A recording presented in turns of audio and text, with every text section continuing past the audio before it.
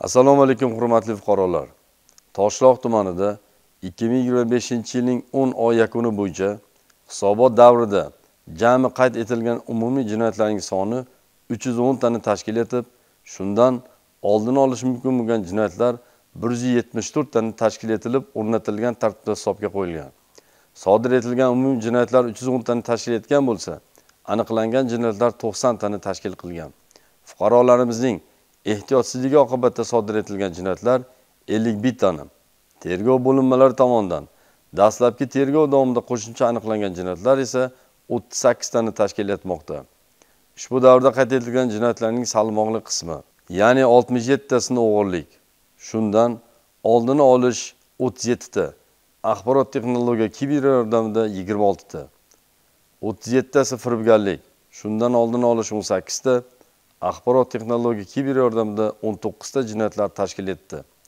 Firibgarlik jinoyatlari sodir qilinish usuli bo'yicha tahlil qilinganda, salmoqli qismi onlayn shaklda plastik kartalar xors raqamlarini berish, avtomashina, uy-joy va yer oldi sotish ishga kiritib qo'yish bilan bog'liq holda sodir etilgan bo'lsa, o'g'irlik jinoyati xonadon va savdo shoxobchasiga g'ayriqonuniy ravishda kirish orqali yoki fuqarolarimiz tomonidan o'zlariga tegishli avtomototransport vositalarini ochiq holda qarovsiz qoldirishlari, onlayn shaklda plastik kartalar xos raqamlarini berish, shuningdek jamoat joylaridagi e'tiborsizlik ortidan sodir etilmoqda. Fuqarolarimiz o'z mulkini begona shaxslar qo'liga ishonib topshirmasligini, oldi-berdi munosabatini notarial tartibda rasmiylashtirishlarini, o'g'irlik jinoyati qurboniga aylanmasliklari uchun mulklarini xavfsiz joyda saqlanishiga va qimmatbaho buyumlarini jamoat joylarida unutib qoldirmasliklarini so'raymiz.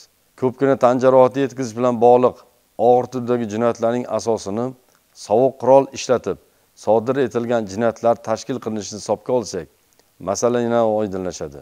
Shu maqsadda fuqarolarimizdan, ayniqsa ota-onalardan farzandlarining yurish-turishiga, yonida olib yurgan buyumlariga sinchkov bo'lishlariga, sovuq qurol olib yurganlik uchun javobgarlik belgilanganligiga alohida e'tibor qaratib, farzand tarbiyasiga mas'ul ekanliklarini unutmasliklarini so'rab qolardik. Quyidagi raqamlar ham sizni befarq qoldirmasligi kerak. Jumladan, fuqarolarimizning ehtiyotsizligi oqibatida sodir etilgan 48 ta yo'l transport hodisasi sodir etilgan bo'lsa, 7 tasi o'lim bilan tugagan yo'l transport hodisasi oqibatida 7 nafar fuqarolar o'limiga sabab bo'lgan. 51 tasi esa turli darajadagi tan jarohatlar olgan. E'tibor bering, har bir yo'l transport hodisasi ortidan inson taqdiri yotibdi. Haydovchi yoki yo'lovchining arzimagan xatolikka yo'l qo'yish ortidan kimdir hayotdan bevaqt ko'z yummoqda.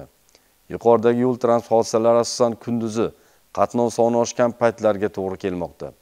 Yo'llarda sodir etilayotgan qoidabuzarliklarning salmoqli qismini svetofor ishorasiga va belgilangan tezlikka amal qilmaslik, quvib o'tish qoidasini buzish, harakat vaqtida telefon apparatidan foydalanish, himoya kameridan foydalanmaslik va boshqa qoidabuzarliklar tashkil qilmoqda.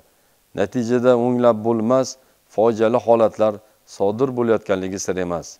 Mast holda rul boshqaruviga o'tirish, tezlik, yo'l belgilariga amal qilmaslik yo'l transport hodisalarining asosiy omilidir. Toshloq tumani Ichki ishlar bo'limi tomonidan yuqorida kabi holatlarga barham berish, yo'llarda harakat xavfsizligini ta'minlash va yo'l transport hodisalarini oldini olish borasida tizimli chora-tadbirlar amalga oshirilmoqda. Jumladan, Toshloq tumaniga yangi innovatsion texnologiyalar olib kirildi va ularning safi muntazam ravishda kengayib bormoqda. Birgina hududlarga o'rnatilgan foto-videofiksiyatsiya qurilmalariga tuman markazi hamda serqatnov yo'llarda yo'l harakatiga amal qilmagan haydovchilarning qoidabuzarliklarini onlayn tarzda qayd qilmoqda. Piyodalar ishtirokidagi ko'ngilsiz holatlarni oldini olish maqsadida ta'lim muassasalari hamda piyodalar ko'p harakatlanadigan o'tish joylarga sun'iy notekisliklar barpo qilindi. Bu esa avtomobil tezligini pasaytirib, piyodalar belgilangan joydan xavfsiz o'tishini ta'minlamoqda. Eng katta maqsad tizimga yangi innovatsiyalarni joriy qilgan holda sodir etilishi mumkin bo'lgan yo'l transport hodisalarini oldini olish, harakat ishtirokchilarini xavfsizligini ta'minlash va ularning bu boradagi huquqiy madaniyatini oshirishdir. Hurmatli fuqarolar, atrofda bo'layotgan har qanday voqea va hodisalarga befarq munosabatda bo'lmang. Ogoh va hushyor bo'ling.